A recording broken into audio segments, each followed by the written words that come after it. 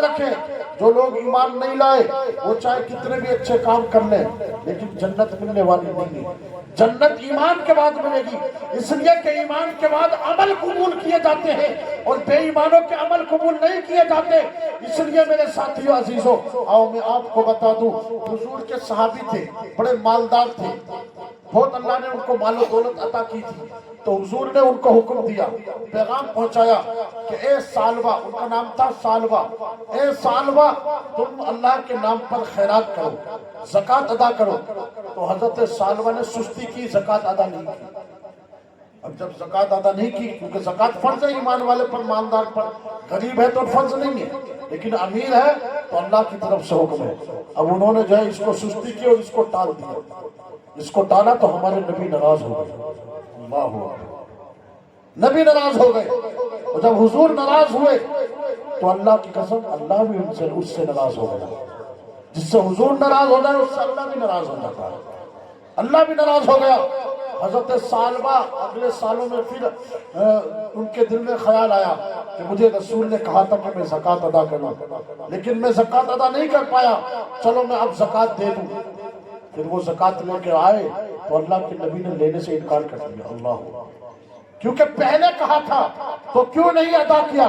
کیوں نبی کی بات نہیں مانی، کیوں نبی کے نقش قدم پر نہیں چلے۔ حضور ناراض ہو گئے، زکوٰۃ واپس پلٹا دی گئی۔ اور یاد رکھیں یہ مسئلہ ہے، اگر زکوٰۃ دینے والا زکوٰۃ ادا کر رہا ہے پنچ کو یا کمیٹی کو یا گاؤں میں کسی غریب کو، تو وہ اس کو نکارا نہیں کر سکتا، قرآن کا حکم ہے، دینا بھی فرض ہے اور لینے والے تک بھی پہنچانا فرض ہے، تو زکوٰۃ کا انکار نہیں کر سکتے۔ لیکن ہمارے نبی نے نکارا کر دیا، کیونکہ نبی کو اللہ تعالیٰ نے شریعت کا مالک بنایا ہے، سبحان اللہ، حضور شریعت کے فیصلے کرتے ہیں۔ اب سالبہ جو ہے واپس اپنے مال کو لے کے چلے گئے، مال کو لے کر کے گئے۔ پھر ہمارے پیارے نبی جناب محمد رسول اللہ صلی اللہ علیہ وسلم دنیا سے تشریف لے گئے، حضور دنیا سے تشریف لے گئے تو حضرت ابو بکر صدیق رضی اللہ تعالیٰ عنہ کے خلافت کا دور آیا، وہ امام بنے، وہ خلیفہ بنے۔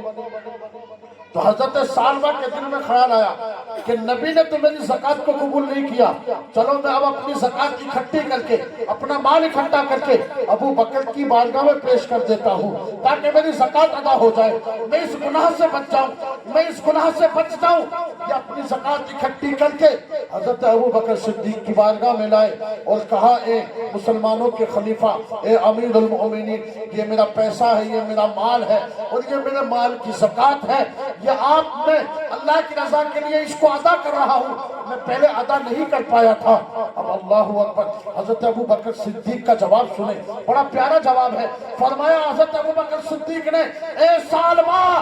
جس کی زکوٰۃ کو نبی نے قبول نہ کیا ہو، اے سالبہ تو نے تو نبی کو انکار کر دیا تھا، زکوٰۃ ادا نہیں کروں گا، تو نے ادا نہیں کی، نبی ناراض ہو گئے اور پھر تیری زکوٰۃ کو نبی نے قبول نہیں کیا، تیری زکوٰۃ اب مردود ہو چکی ہے۔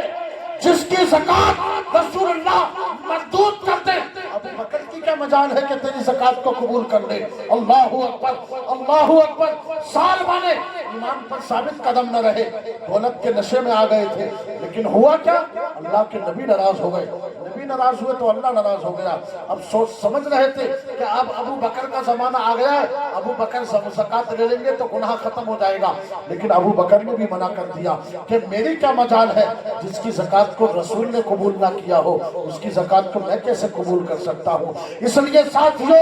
جب تک جیو کوئی ایسا کام نہ کرنا جس سے نبی ناراض ہو جائے، ایسا کام مت کرنا کہ قبر میں پہنچو تو نبی منہ پھیر لے، ایسا کام نہ کرنا کہ قیامت میں حضور کے سامنے جاؤ تو حضور ناراض ہو کر کے اپنا منہ پھیر لے، ایسا کام ہرگز مت کرنا۔ رسول سے محبت اور وفا کی زندگی گزارو، اس لیے کہ وفاداروں کے لیے اللہ نے جنت میں اعلیٰ سے اعلیٰ انعام تک تیار کر دیے ہیں، اور غداروں کو اللہ تعالیٰ نے زمین میں ملا دیا ہے، اور قیامت کے دن اللہ تعالیٰ جہنم میں ان کو ملا کر کے نیست و نابود فرما دے گا۔